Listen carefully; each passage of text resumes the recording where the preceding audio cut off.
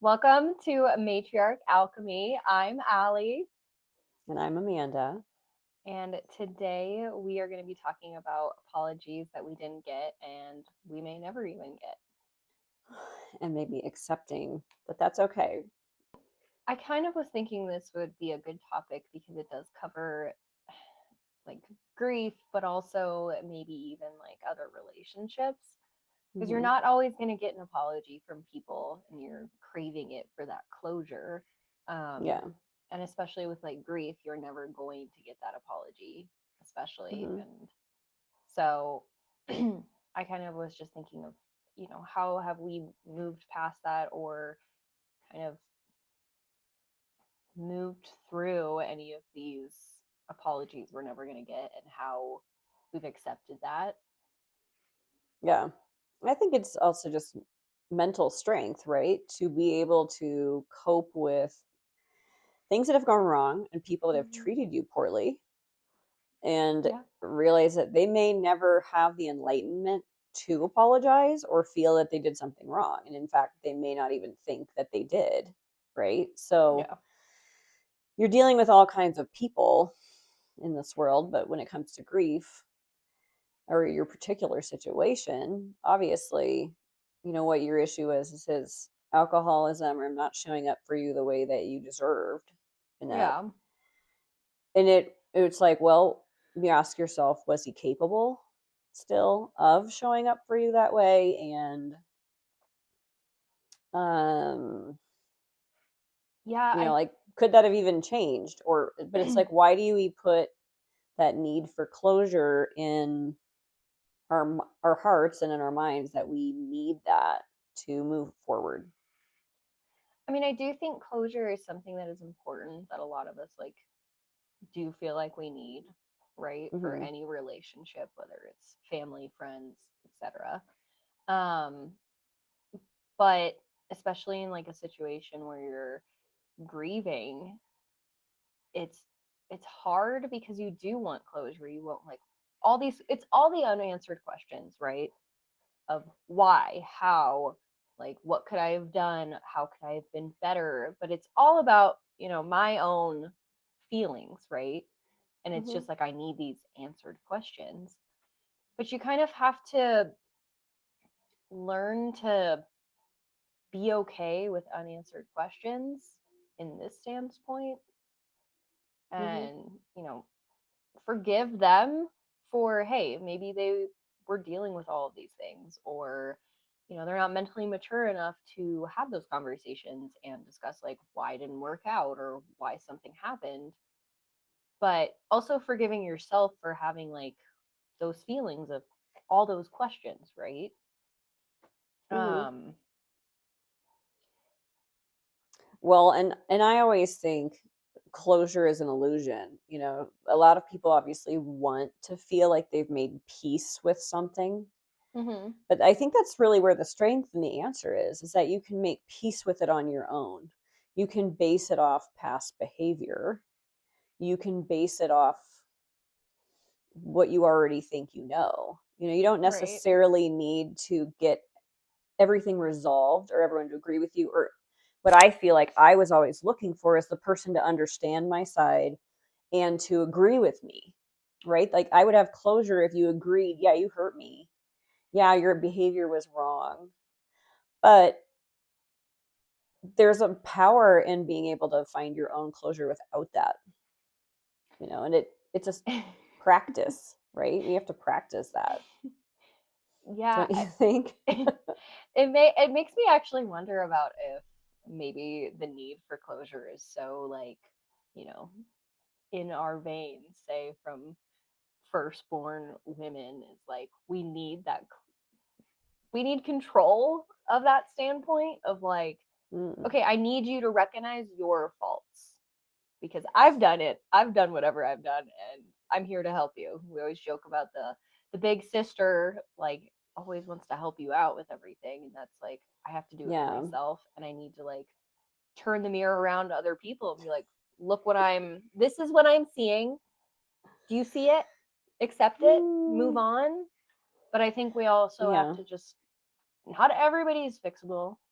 not everybody is It's for sure. ready to accept their problems or shortcomings, and it's No, I not. mean that's just it. Like we talked about that what in one of the last ones. Like you can't Mm, force feed someone who's not yet ready to eat, and it's your father in particular. If you're waiting for that apology, or we discussed that, it's that's never going to come. But he also wasn't probably emotionally capable at the time, right, to truly admit and like sit with all the stuff he was dealing with, and yeah, and you that's may be feeling like you're more ready, or you're more evolved even than where he was in that place, because I never got any of that from his headspace, right? It was like yeah. banging my head against the wall. I really do always try to like put myself in other people's shoes and understand like, okay, maybe this is what they're going through or whatever. But I do think some situations are harder than others to put yourself in their shoes.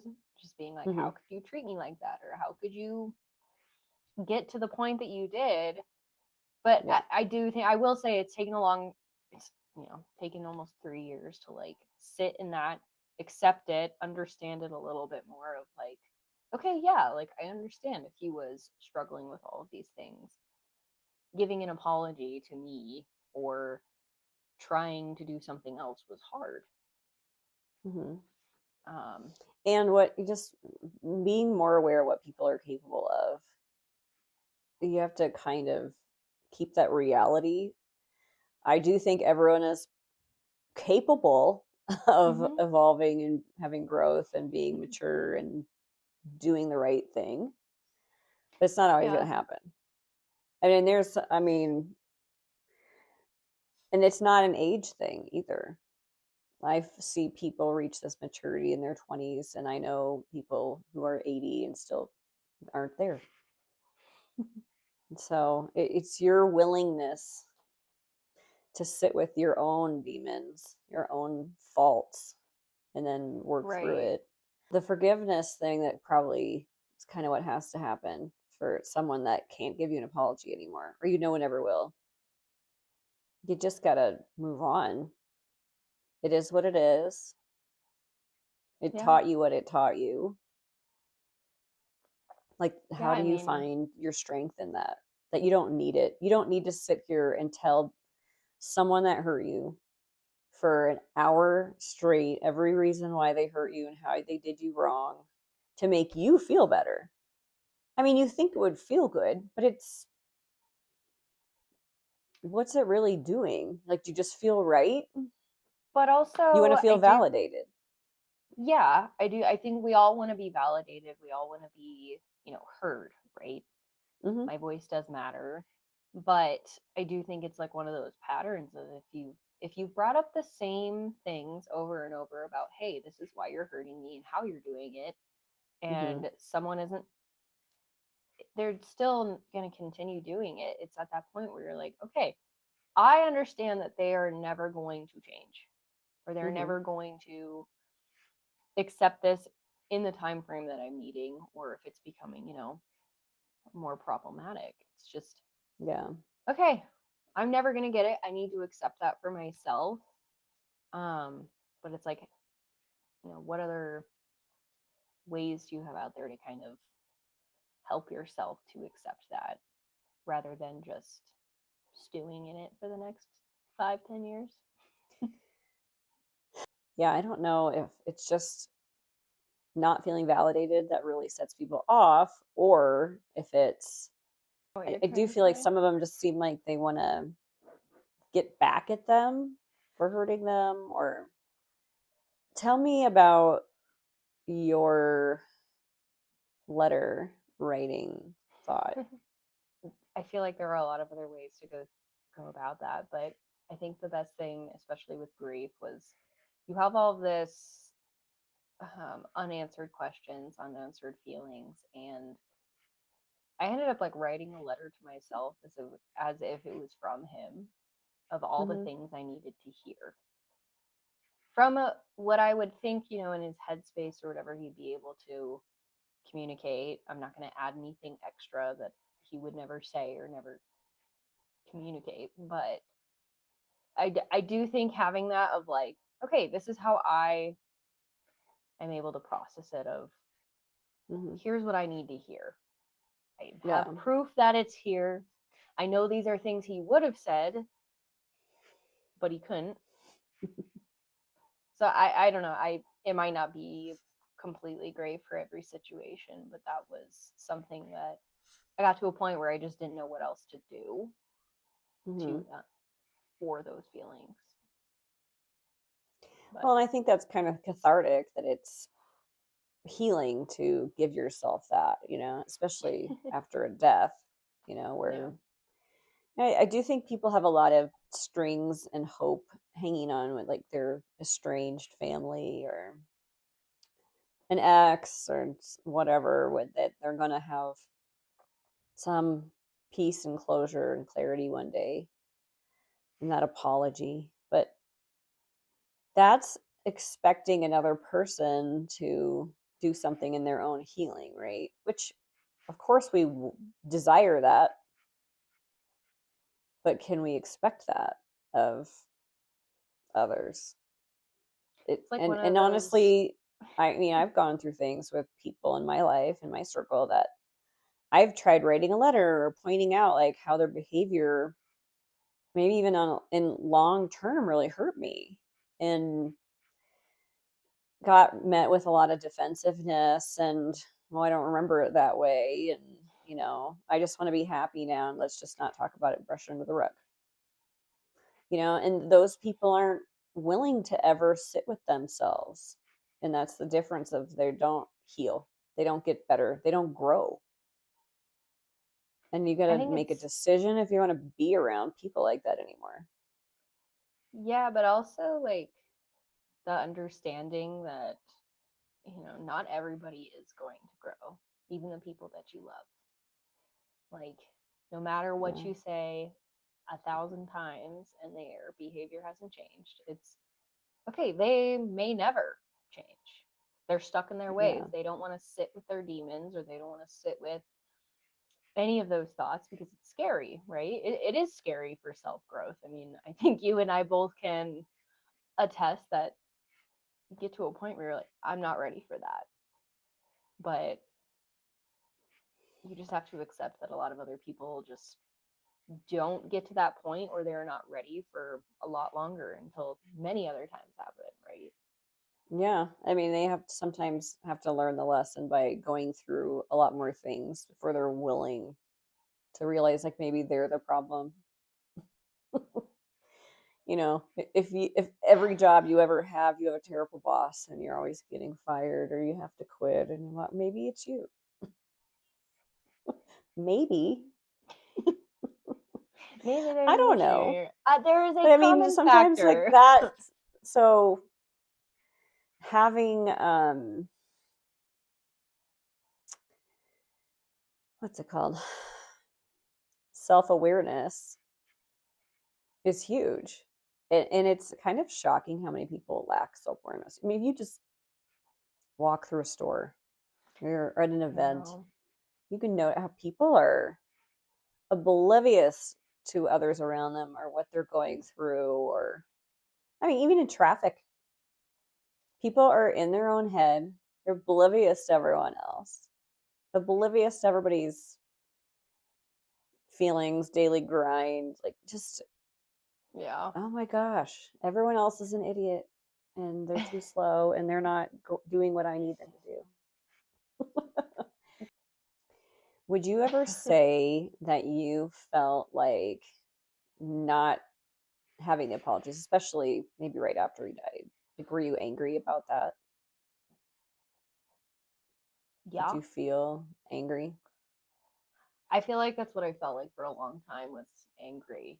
It's just like, oh Mm-hmm. my gosh, the heck, Yeah. over and over. Like that was just I feel like for at least a year. I just was like, it wasn't sad. It wasn't anything else other than just like Mm. annoyance.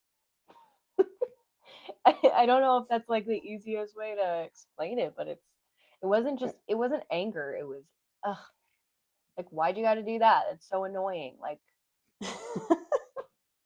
okay.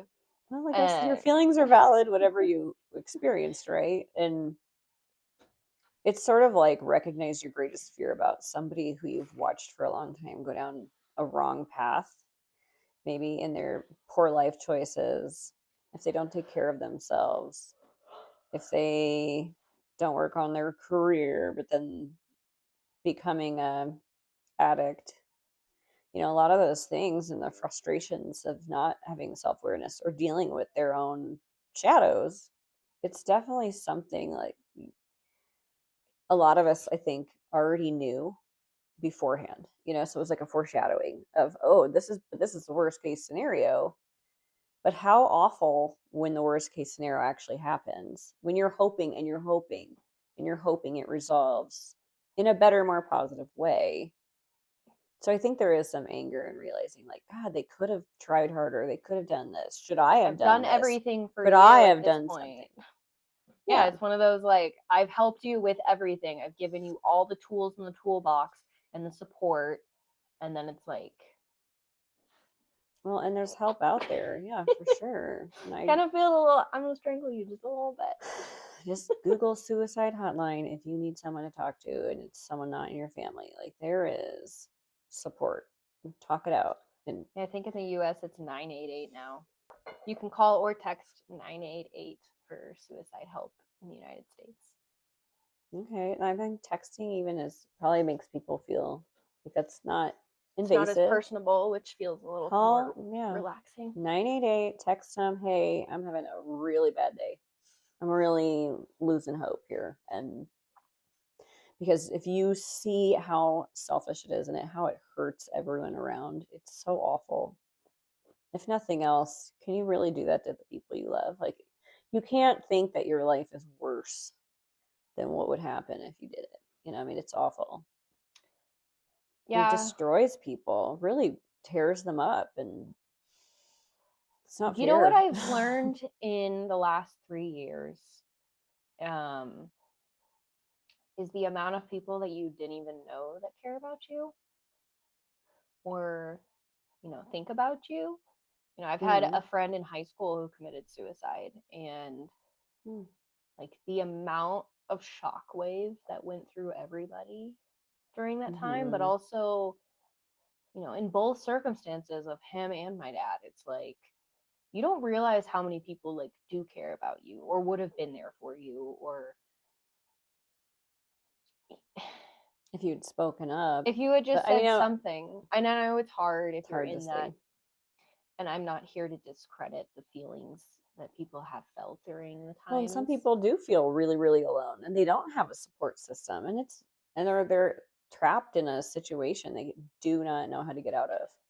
And I can see how someone could feel like that, because like I could, even now, like when I'm surrounded by people, sometimes you feel so alone when you don't have, someone to connect to in the same aspect, or someone who Yeah, gets it, right? You can be surrounded by 4,000 people and still feel like you're the only person. So I can for understand, sure. I'm not discrediting that, and I can only imagine the feeling that you're having if you're really in deep in that mindset. The So hopelessness is something that obviously those of us that are not in that place would have a really hard time understanding. And one thing I got kind of upset about is after your father killed himself, a lot of people would just say to me, "Oh, it's so selfish." And really, it may be, I didn't know I that. don't know how you want to look at suicide, but I look at it as I am really grateful and blessed that I don't know what that feels like to be where that is my only option. So I just think some people have a deep feeling of hurt, but also shame that they don't know how to get out of whatever situation. And I know there's a lot of people that are lonely, there's people dealing with depression and mental health, but there's also people that have, done something that they're going to be really embarrassed about that came out. Like, there's just a lot of things that can happen. And men historically are what commit, I don't can't remember what the percentage is, but it's the majority of suicides are men. And they have not been raised in a manner that they think it's okay to talk about what they're going through. And they feel like they have to do everything on their own. Just handle it. Like you're weak and you're not pulled together if you're not handling it on your own. So that's sad that they don't have that level of support that I think they should have. Yeah. I mean, I do think that is kind of like the toxic masculinity side where men are really struggling, feeling like they can share those feelings without judgment. Mm-hmm. And, it's not like us women are really going to judge, right? Like, I've never thought if my partner or my dad or, brother, if they said anything to me, I never would have judged them, my friends either. But I think it's I feel between like I'd especially be like those, happy like that they shared, right? I think I it's a mean, my lot goodness, if between, my partner or my son came to me and said, I feel so hopeless and I want to kill myself and here's what's going yeah. on, I'm so glad they told me, and I would be like, how can I help? And I mean, it's heartbreaking for that someone's in that position. I think a lot of the issue though is like male relationships. I think it's getting better. And I can't fully be honest about that because I'm not a man and I'm not a 25-year-old man, but at least from what I've seen or experienced, like growing up through high school and even now, is like I do think men are getting better about talking about it. Mm-hmm. I've heard a few different stories from some guys in my life where they're like friends have called them in the middle of the night and they're like, I need you to talk me down from this ledge. Mm-hmm. And they're like, all right, deal. Like they got code words between each other to, hey, no, this is serious. And I'm glad that that is something that like guys are starting to communicate with each other. But I don't know if that's Yeah, and I something. see a good community in military veterans starting Mm-hmm. to create groups where Talk about there's it. a really cool group out there that I would have to relook up, but that I mean, they will send a local veteran to come see you and they will come to your house and talk to you. Like they're Yeah, really working to combat the veteran suicide from a standpoint of like, we will show up for each other still because it's a brotherhood. And the same thing within like firemen or police officers and whatnot. I think that they do have like a kind of a group. So if you're not someone that's in any of that kind of group, like sometimes I think people struggle to have that connection yeah. with other men that are willing to be helpful to them. Go find yourself a veteran and make a friend with them. That's, I guess. I also, They're from what pretty I have nice. heard, a lot of the military itself, like in the last 10 years, has been really into making sure all the um, military members have access to mental health care, especially because the suicide Mm-hmm. rates are so high within the military. So I'm glad that that is Mm, getting better, and I'm hoping that those are being utilized. But yeah. I don't know. I feel like from like maybe a parent perspective that I can't give. What do you feel like as ways that you've been able to kind of like open that line of communication with your own children so that they feel like they're not alone or scared, or especially like raising a young man, like Mm-hmm. do you feel like you've done anything actively to make sure that he felt comfortable with those feelings? I think for me, it was just being a loving parent and trying to create open communication, Mm-hmm. was all that was the only way that I knew, to be around you guys and to raise you. And I mean, I wasn't perfect. There's some stuff I Mm-hmm. wish I'd tweaked. I still don't think I was like a bad mom, but But I mean, I might look back on some things and be like, hmm, probably could have been harder on them. hindsight's 20 what hindsight's 2020 when you're been through more, right? Yeah, I don't know. I think that's the biggest thing with kids is we had a really terrible situation in you were in high school, but there was a in the community there was a 11-year-old, I think, that committed suicide, and the reason for the suicide was they broke something in the house and they had a fear that the parent would be mad at them. Yeah, I remember that. I did not, I mean, gosh, I would never want you guys to think like that is the situation. Even if you repeatedly did something really dumb, like there's going to be corrections that need to be made, and maybe you have to work off what you broke, or, you can deal with that though calmly as a parent.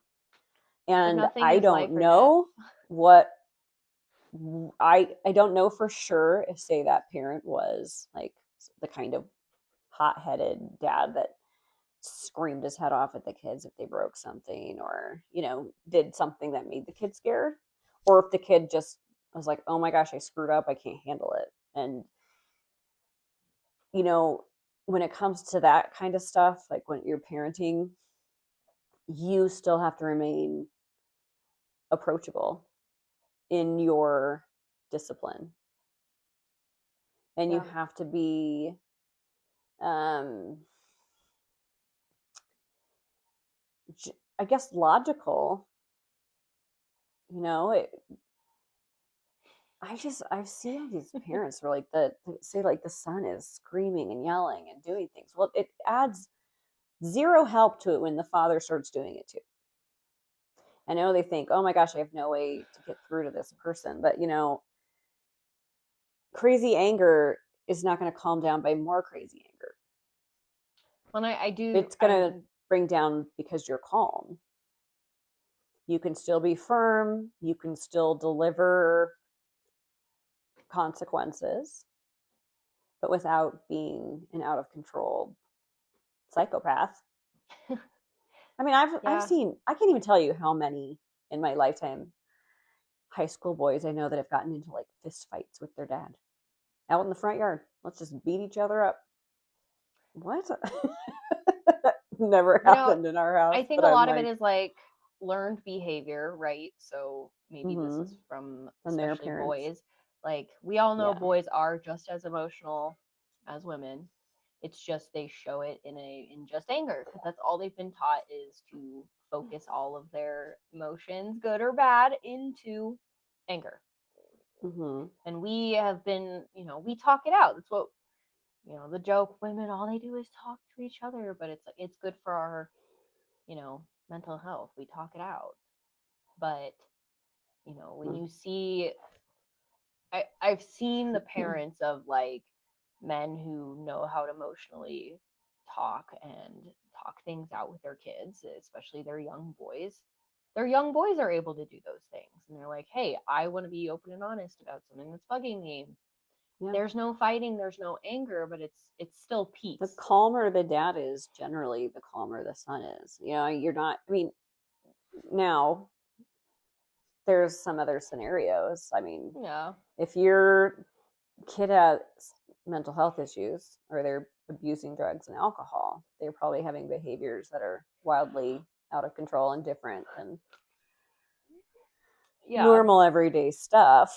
But you if I learned anything about parenting the last 25 years, it's that kids learn by your behavior more than what you tell them. Like, they're watching how you handle conflict. They're Mm-hmm. watching what you do. They're watching if you get mad. They're watching when you yell in traffic, and you know how you handle life and how you speak of other people affects them, and it Yeah. shapes them. And if you're a parent that is always speaking poorly of other people, then your kids are thinking, oh, this is how other people are thinking of me. I just heard someone the other day was talking about that, like, you know how people struggle with like, oh my gosh, I wonder what people think of me and I wonder what they're saying behind closed doors about me. And it's because Mm, like they grew up with, or these kids like grew up with parents who were constantly talking negatively about everybody else. So these kids grow mm. up to be like constantly worried that everyone like is talking poorly about them. Yeah. And I And I know mean, some people that have some very strong personal beliefs, and they say a lot of nasty things in their house that mhm. turn into bullying and some bad behavior in the schools, because you've Yeah. already now allowed your kid to, like, you think you're teaching your kid to be that way, but well, you are. It's not gonna alchemize the way you'd like it to. No, I Your do. kids I think it's funny. I mean, I causing do some think problems. a lot of people are like, "Oh, well, you just got to teach and raise your kids right," but then they've never done the healing to like be a good person, like, Yeah, or a lot of what kind of people who say behavior some are of that, I'm like, you? you need to do the work, sir. Well, it's like, what kind of work? What are you showing your kids Yeah. or your young Yeah. men or your daughters on any behaviors or actions that you do when certain situations arise? You're teaching Mhm. them all of this. How I you mean, speak to your wife, how you punch the drywall when you had a bad day, how you break a kid's toy when they didn't put it away, yeah, or they backtalked you, so you took their iPad and smashed it on the floor. I mean, you look like you're also 6 years old. You're not really teaching them in the way that you need to teach them. But people get yeah. frustrated, right? We make mistakes and you But learn. it's And I'll also tell you, I'll say one thing, like, raising toddlers is the absolute hardest part of parenting. You are being strung out and exhausted by the most insane, a terrorist child.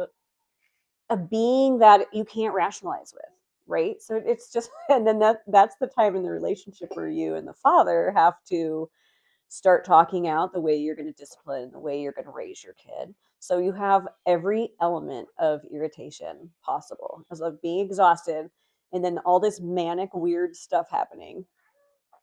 I mean, you can come down and find your entire spice cabinet emptied out on a sleeping person. I don't know how that happened. All I remember is somebody was Toddler vacuuming my head. mayhem. Toddler Ugh. mayhem. Yeah, that was funny. Allie's brother got into the Decided to cook me up for spices. dinner. She was taking a nap on the couch, and I just, all I swear, every parent story starts with, I just stepped out of the room for 1 minute. And I took a load of laundry upstairs. And I must have thought, I'm just gonna put this away. And he went straight to the spice rack and seasoned her like she was a pig going into the pit. And then I came down into the spices, and I'm like, how do I clean this before she wakes up? Or like it doesn't go everywhere. And I vacuumed her in her sleep, and she freaked out, but it worked. Well, I mean, we'll go. What great thinking! Like, how am I gonna wake this toddler up without them throwing Toddlers spices are all hard. I mean, over? teenagers are hard in a different way. I mean, and some of them can be extremely challenging, right? And the hard part is when you have violence, like I had in my house. So it's like, what do you do? Like, my sibling had to be removed from the house when they were 16 years old. They weren't allowed to live with us anymore. One, because of the violence, and then I think two, because I think they dropped out of school, and so they were like, "Well, you need to get a job, you need to work now, and you're moving out.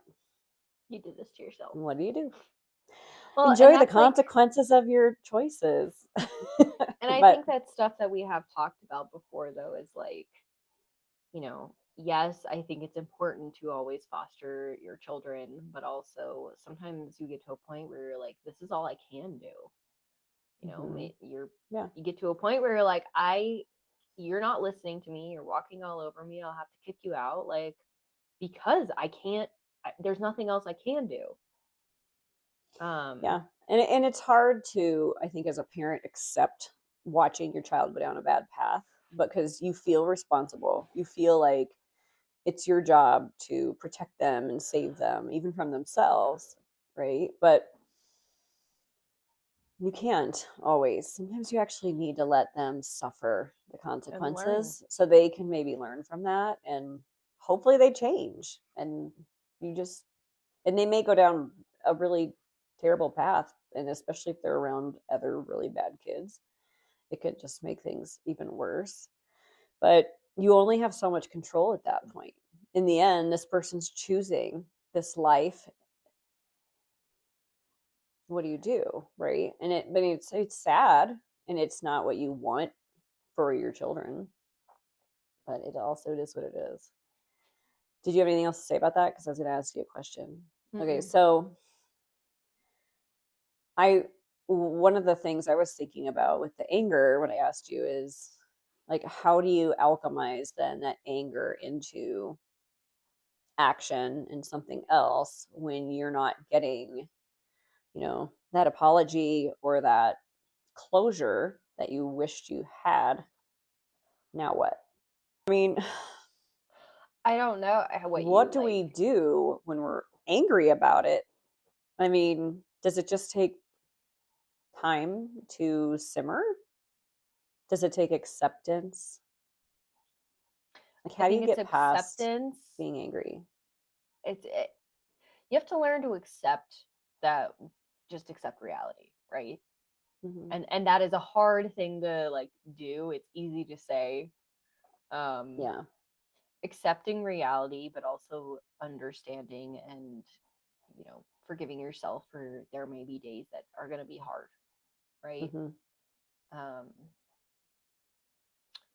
but it is one of those things. It's like, find a good way to like work through whatever those emotions are. That's what I had to do, was like, okay, I'm feeling angry about this X, Y, and Z. Mm-hmm. Why do I feel so angry? Why am I triggered or upset about this, whatever it is? And, working myself through that, whether that was me sitting down and actually just thinking or writing or journaling, or, I found a lot of peace in the first like year and a half of after dealing with all of this. Was put all my anger into the gym. But that Well, was a and that's healthy a really coping healthy mechanism. way to cope with emotions for sure. I mean, my gosh, at least do something healthy for yourself. Especially anger. I mean, shoot, you feel angry and you want to punch a wall. Okay, I'm gonna go lift 35 pounds in a shoulder Yeah. press. Like, And I'll tell you, like, I've never, I don't have a lot of anger. It's not my reactive emotion. yeah, same. It's rare for me personally, but I tend to feel more hurt and sad, or I feel like the injustice of everything, where I'm like, ah, oh, so wrong. Like, it's just so That's the wrong, but problem. I'm not mad. It's It's like a justice. I'm like Captain Marvel. Like, I'm gonna fly over there and make it right. Like, that's what I want. I want justice, but I don't necessarily the most have autistic anger. thing. What? So that is the most autistic thing that you could have said. Oh, It's justice. the Oh. struggle of injustice. Mm. Yeah. Because that's Some things that what just aren't you want. right. And you Law and really are like, that order. doesn't sit well with me when people do things out of order, or like people who are comfortable. I was never comfortable breaking the rules for like a long time. Like, I do not break rules. And all I did was backtalk because I needed to spread my justice. But like, I would like, I would laugh and going out with girls to like a concert, or we're goofing around and they're like, we're going to climb this fence and we're going to sneak into this party. And I'm like, what? Oh my gosh. We're going to That's do what? horrible. I'm terrified. But I'm excited and I want to, but But I'm scared, or also I'm also like, pretty sure it's I'll just go buy a wrong. ticket and I'll meet you on the other side. I'm like, oh, can I do that? Yeah. It's like, I Yeah. might freak out about it, but I'm like, I want to be fun. But yeah, so the injustices of people that do things so wrong to you definitely really bothered me. And I wouldn't say that I'm vindictive. No. I don't want revenge, but I do think I feel good, or if things are made right. So if I'm nagging someone for closure, it's because I want them to see, I want them to be aware, I want them to make it right. In reality, it doesn't fix the thing that already happened necessarily, but it might give me mental peace about it. If just I was able to, I think what people want is that opportunity to speak their mind and tell someone, one, how they hurt them, and two, ask them, like, why did you do that? What's the deal? Like, I want to understand for next time, or there's not a next time, I right? do But think it is that like understanding of like, because this is where I've always felt and is like, okay, but why would you ever feel it's okay to do that? Like, mm-hmm, I want the why. And the how does mm-hmm. your mind get from A to B into this situation? Because that And doesn't make how sense on to me. earth did you think that was okay? Like, I need to know how, one, then I can at least, like, okay, not play mental gymnastics, but it kind of feels like it most of the time with that. But yeah, It's it is really like that. hard to see people that are like they just struggling and they don't have structure in their life and they can't pay their bills and they can't get things done and they're just all this turmoil all the time, but they just can't do what they need to do to straighten their life out. And it's possible, you're just not doing it. I think it goes I into that, mean, like, oh, is it a type you B? meet No. people that you, maybe. I just learned that there's a type C. I don't know. You just learned that. Oh, there's more Um, types. I do think it goes into that like mindset that you have to put yourself in though. It's like you see other people that have so much, they do so much, and you go, how do we have the same amount of hours in the day? Right? They're not Mm-hmm. worried about all those other things that you're thinking about. They're Yeah. like, okay, I have goals and aspirations that I'm working towards, and if you don't fit in with those, they're not going to make time for that, right? Mm-hmm. So, maybe it is that growth mindset of like, okay, what do I need to focus on myself? Whether that's physical, emotional, mental, work, all the things. How can I fit all of those things into my day and only focus on the things to make me better? Mm-hmm. And plan it out if you have to. Get your little planner out and schedule your hour by hour. And this is, we'll have to have a whole nother talk about this, but it's really important to realize that you have every capability inside of you to Mm-hmm. remove all of your mental blocks, but Yeah. you have to just do it. Sometimes you just have to get out of your head and you have to forge forward, and you have to realize like I am capable of most of these things. This is a funny example. There was a girl on TikTok who showed a video of her bedroom and it was a Mm. disaster, like chaos to the max. And I'm like, oh my gosh, what happened here? And she was like, I don't know what to do. I get so overwhelmed. Now I don't even know how to clean my room. And I replied and I gave her a list. And I said, here's your punch list. It's this simple. I could have that room clean in probably an hour, right? The other thing is like, she's like, oh my gosh, I've been working on this for 6 hours. And I'm like, you're not working on it for 6 hours. You're moving one, folding one shirt, you're looking at a paper, then you're going on Instagram, and then you're going to reply to a Snapchat. How about you turn off your phone? You say, one, I'm not allowed to look at my phone until this job is done. Two, okay, it's pretty simple to make yourself a list. Clean up the food, clean up trash and dishes, clean up dirty clothes. Why don't you make your bed? Put clean clothes on your bed, fold the clean clothes, and hang them up. Now you have a way better space already where now you're like, what's going on in here? Is it schoolwork? Is it mail? Is it paper? Is it just my shoes? All these things could be tidied and quickly put in their little spot. Maybe your problem is you don't have a spot for your things. Maybe your space is small and it's a lot harder to keep organized. I do But think if it can you become just, overwhelming for people yeah, so if for you're just having all of always those setting things at stuff once. down, right? So this is Yeah. the thing. If you have ADD too or ADHD, you never put anything down. Nope. I saw this video and it was so funny, and I do it to myself now. And it's like if you're holding something, whatever it is that needs to be put away, it's don't put it down, put it away. Don't put it down, put it away. So it's like don't throw your sweater over the back of a chair. Don't set that cup down when it needs to. Don't even put it in the sink. Put it in the dishwasher. Like put it where it goes. Then you never ever have a mess, right? But that takes that tiny, tiny bit of discipline, like what's going on in your head that you can't do it.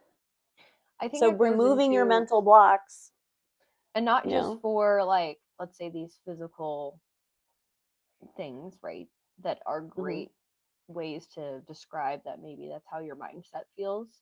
Mm-hmm. Like, I know when I've been super, super busy, it's like I have 4,000 things going at once in my head, and I'm like, where do I start? And it's that like paralysis of like, I've got too many things to choose from. I don't know priority. Mm-hmm. And, sometimes you just gotta go, okay, what's the worst thing that's gonna happen if the which one needs to get done first? And it's hard sometimes, but I do think that like mental clutter that you're talking about is it can be the same thing as like you can look at a dirty room and go, yeah, that's oof. Where do we start? But it's like And the some of same them thing with look like so bad, but they're really not. I mean, if you look at no. what's happening there, I'm like, if you just made your bed and hung up your hoodies and made sure all dirty clothes were in a hamper and your dishes and trash were out, you're not really working with that much usually. I mean, what do you got in there? I mean, I've had my moments, but my room would get messy with clothes, like when I would try on a million outfits before school and then like not have time to hang them back up when I was trying to figure out what to wear. And so sometimes my room would look like a clothing explosion, and I would go to bed with all the clothes on my bed, and I just didn't care. And I mean, I remember there were some times where I did that, but for the most part, I'm like, it's clean. Like my bed's been made since 6 a.m. this morning. I'm tell you something funny. I made my bed this morning and lost my phone. It was in the bed. That does happen. The other day we went to go clean our sheets and he threw them in the wash, and then 5 minutes later he goes, I can't find my phone. It was in the wash. That's the worst feeling when you start the laundry and then you can't find your phone. You're like, oh no, oh no, It was and in the wash. mine's never It's been in fine. there, thank goodness. But I've worried multiple times that my phone went in because I will put it in a laundry basket and carry my laundry basket, and then I'd be like, did I just put the phone in there? I don't think I need I've to ever stop put doing my that. phone or anything in the wash. My thing used to be Mm-mm. chapstick in my pocket, but now I Oh, don't that's keep chapstick in yes. pockets. I only keep When them like you and in your my brother car in were my bags. kids, that was my number one dryer problem was melted lip glosses in the dryer, and I'd be like, oh. But Well, someone taught me how to get it out. Now I'm a pro at getting it out, but you can't really now get it I off the find clothes, but I random can get it crap. out of the dryer. I just What? find random crap in our dryer. And it's not even my stuff. It's like random receipts from his work or other Random like things in little the dryer. pouches. I'm like Episode 7. I always sometimes I'm find like, why is there a fingernails, golf like tee the in stick on fingernails. Oh, I thought you were literally just saying No, no, fingernails. And I no. was Like like, the girls like press on, glue on ones. And I'm uh-huh. like, it's always one of your brother's girlfriends, just a random nail that was probably somewhere in the It was laundry. like stuck I'm to always like, something. what is this? Huh. I find them I everywhere. don't know. Or We don't their really have much. eyelashes. It's They just take, they peel their eyelashes off and just stick them on a windowsill or a table. And I'm always like, oh, I thought it was a spider. Oh, it's an eye. Why I would don't you know. take those off and not? I mean, I don't know. I guess do girls reuse them when they're I dirty? don't know. I don't know. You're like, I don't know. I don't know. Yeah, I was like, I don't know. These are my I find eyelashes. eyelashes, and he doesn't I leave too just much around. Like he's actually quite tidy in some regards, like, but other regards, not. It's interesting. Outside of any other apologies, we never got. What we can do with our anger, we've decided we don't know. Yeah, I'm no, I asking think you the what best thing you. is to help you cope. And I mean, it might be have finding a control over something in your life because sometimes it is the only thing that you feel like you have control over, right? What do you Whether mean? that is cleaning your house or doing your laundry, like whatever it is to find that Order. control, that order. Um, I find I get stressed I out when find a my lot of us house. do that. I don't know how healthy it is, but like, yeah, I like having order in the No, I house, but I it's think it's maybe I healthy. have mental clarity when everything's orderly. I've heard even Mm, neurologists or like psychologists or whatever have said like the state of someone's like room can tell you a lot about how they feel currently. or their mind. And but yeah, like if you do think about it, like when I've been super Mm. busy and I'm getting mentally like there's so much going on, like, okay, I realize there are certain parts of my life that do get like cluttery because that's Mm-hmm. not top priority at the moment. But, Mm. I do think to like keep up with that, I'm like, okay, I have to do at least like one thing a day of just whether it's putting something away or What do you think about when your car is messy? It's the same thing. I don't know. My car usually isn't that messy, so I feel like I have the opposite thing. My car is always super clean, except there might be like trash from the day of me grabbing lunch while I was driving in circles.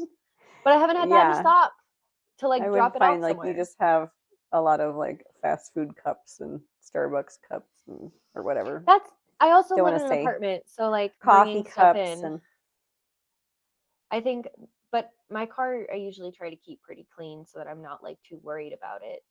It might just be like a few if I ran yeah. and grabbed coffee or whatever, but then I don't I live in an vacuum my apartment. car every 5 minutes, but every time I get out of my car, every piece of trash, every cup, every drink comes out to the trash. Like I don't leave any of that. And if I did, I try it's just I a water try. bottle I'm reusing.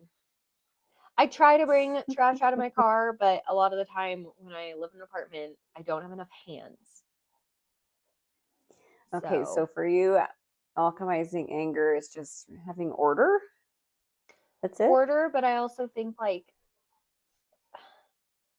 I don't know, I've done a lot into feeling like any emotions that I'm having, like I put it positively back into myself.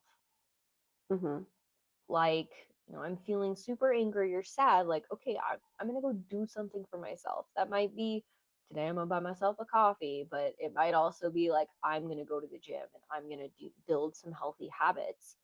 Mm-hmm. And I do think like having outlets where you can sit there and think through it, but it's not the only thing you're doing. You can't stew. Yeah. It's okay, I'm at the gym. I'm thinking about it. Yeah, I'm getting a little sad, but like I'm working through it, which I feel like is a way to think through it, right?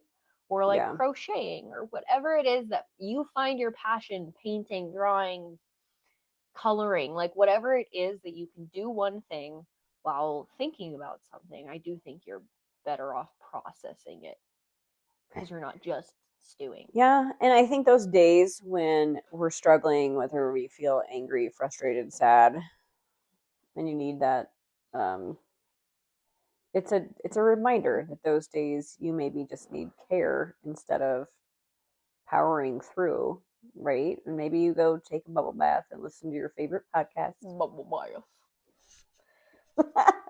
And then you know, I'm gonna take a bubble bath and listen to have a nice, matriarch healthy, yummy alchemy. dinner, and whatever it is you like to do, read, or just do something to feel like you took care of yourself. Whatever that is, give yourself a pedicure, Face mask. something that makes you feel like you're pouring a little love into yourself because that's what you're going to have to do to get through it. All that love that is bottled up inside of you that you can no longer give to that person that's gone. Well, it's all the love or all the sadness that you think you feel for somebody, especially when they're gone. It's you're not grieving them. You have just so much love that you want to pour out into somebody and it has nowhere to go, right? And so, like, I definitely feel like I pushed a lot of that into like, how can I love myself? Yeah, you have And to it's like, pour it into yourself. because, And I think that's a really healthy way to get through anything, like even the divorce, not just grief, a yeah. breakup. You have to love yourself. Okay, well, it's been fun talking to you. Okay, bye. Love you. Bye. Thanks for listening to Matriarch Alchemy. Tune in next week for yet another episode, and you can follow us on Instagram and TikTok.